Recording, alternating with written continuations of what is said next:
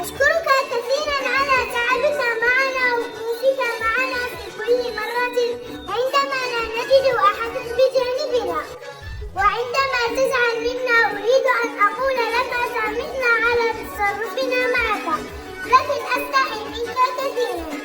أحبك دائما مبتسما وفرحا والبهجة بادية على وجهك.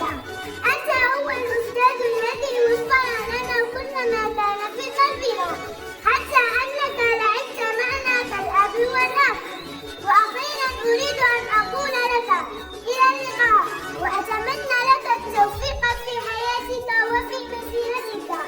إن شاء الله تنير لك كل طرق الظلام وتفتح لك كل الأبواب المغلوقة. إن شاء الله تكون دائما فرحا في حياتك.